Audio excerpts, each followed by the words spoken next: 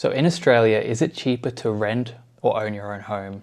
With property prices rising and rent rising just as quick, this question is becoming increasingly common. Some people feel like they're better off renting forever instead of committing to a large mortgage.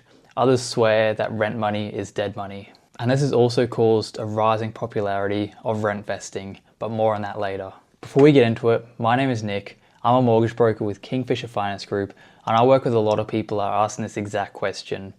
Am I better off buying a home to live in, or should I continue renting? So hopefully this video is able to help some of you. So is it cheaper to rent or own? With rents rising, high interest rates, and cost of living pressure, what option is best for you? So what this video will cover is why this is such a big problem in 2026, what the true cost of renting and owning is, a side-by-side comparison, and then the pros and cons of each. So why is this such a big problem at the moment? We've had rapid changes over the last 3 to 5 years, which has honestly made the answer less clear. We've had interest rates that rose quickly, which led to higher mortgage repayments. We've had strong property growth, which has decreased the affordability in the market. We've had rental shortages, which has led to strong rental competition. And government schemes has further increased the competition on the buying side of things. So looking at the rental costs in recent years, rent on average has increased by about 44% in the last 5 years. The median rent is now around $700 per week across the capital cities. The key drivers behind this growth has been low vacancies, population growth and migration, and the limited new housing supply.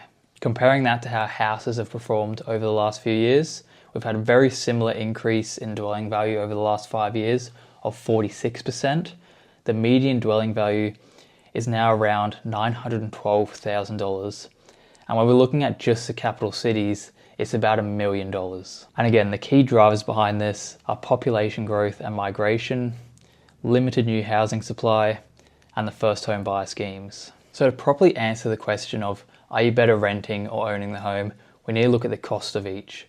So the true cost of renting obviously varies across the suburb and the price point, but we're going to assume you're renting in an area that's got like a 3.5% rental yield, and we're going to look at a property value of around $1 million, since that's roughly the national average.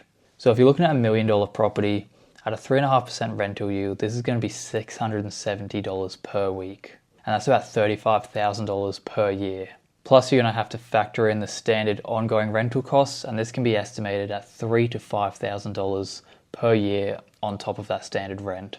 And this is to cover stuff like utilities, insurance, other things like that. Now in contrast, what's the true cost of owning the home? So obviously houses also vary depending on the type of property you're looking at and the location, but we're going to stick with the $1 million price point again, because that's sort of what the average is. We're going to assume a 20% deposit in this scenario, which obviously means you're going to need a lot more money up front to be able to purchase a property. While there are options for using lower deposits, such as using the 5% deposit scheme or using a guarantor or even paying lender's mortgage insurance, if you go down one of those options, you might save that money up front, but then your mortgage payments are obviously going to be much higher as well. Using that 20% deposit, we've got an upfront cost of about $250,000 to get into the property, leaving us with a loan of $800,000. So with principal and interest payments over a 30-year term, the repayments of this are just under $4,800 per month, which turns out to be just over $57,000 per year. Plus you've also got to consider the extra ownership costs, which end up being anywhere between $8,000 to $12,000 on top of your mortgage payments.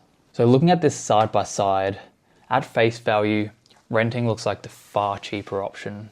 You've got no big deposit required up front, and it's only going to be about $38,000 to $40,000 per year to include the rent and all the other costs. Whereas the mortgage and ownership costs is going to be about $65,000 to $70,000 per year for the same property. But this isn't all that you should be considering. There are several benefits to each side of the equation depending on what your situation is. So looking at the benefits of owning a home, one of the first ones is the forced savings through principal and interest payments. While at face value, your repayments on a mortgage do seem to be a lot higher than what the rental costs are, a decent portion of your payments go towards the principal of the property. So it's technically not a cost to you because it's building your equity and acting as a method of forced saving. The second benefit of owning the property is a long-term wealth creation from the capital growth.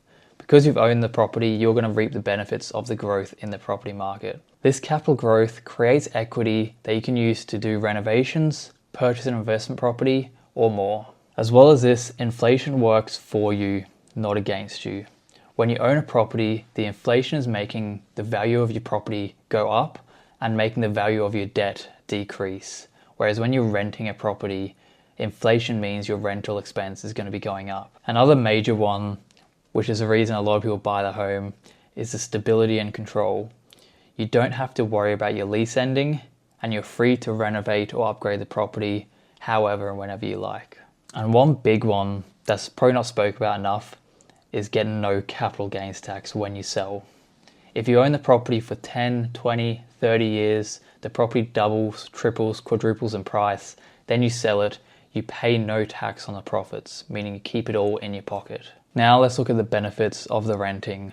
Some people swear that it's dead money, but there are some benefits depending on what your situation is. If you plan to rent just for lifestyle and spend as much as you can afford on your rental repayments without investing your money elsewhere, unfortunately there's not really going to be any benefit you get apart from the lifestyle that you're living. But if you rent wisely, leaving room to invest in property or other assets, you can see many benefits and sometimes end up further ahead than if you'd bought a home instead. And this is one of the reasons why rent vesting is rising in popularity at the moment. So a little more on rent vesting. I do have a full video on rent vesting and you'll see that in the description down below, so give that a watch, but here's a basic overview. So rent vesting is simply renting where you live and investing in property where it makes sense. There's many reasons that people choose to do this, and these can be because of the location that they live in. Maybe they can't afford to buy where they're living and they want to still put their money in the property market. So instead they rent where they live and invest in maybe a more affordable area. They may be limited on borrowing capacity. Again, similar to what I just mentioned, if they can't afford to buy the type of property they want to live in, they can still maybe afford to buy a cheap unit somewhere and get some of that capital growth. Maybe they move around a lot for work and they can't commit to the purchase of a house that they're going to live in. Or maybe they just don't want to commit to buying a home in general, but they still want to invest their money somewhere while they rent in the place they want to live. So these aren't the only reasons that people rent vest, but they're probably the most common ones that I see. If you want to learn more about rent vesting, watch the videos linked down below. So what are the key takeaways from this? The answer of owning versus renting really depends on various factors of the situation. The best way to find out which is best is to discuss what your priorities are, what your long-term goals and plans are, where you want to live, that's the big one, what you can afford to put towards your rent or your mortgage, what your borrowing capacity is, and obviously you want to speak to professionals for guidance on this. Hopefully this video has given a little bit of insight into what's maybe better for you out of renting or owning a property. If you're still not sure and you'd like to go through the numbers properly and explore a few different scenarios, you can book a chat with me down below. If you've enjoyed this video, please like, subscribe, leave a comment down below. I'll see you in the next one.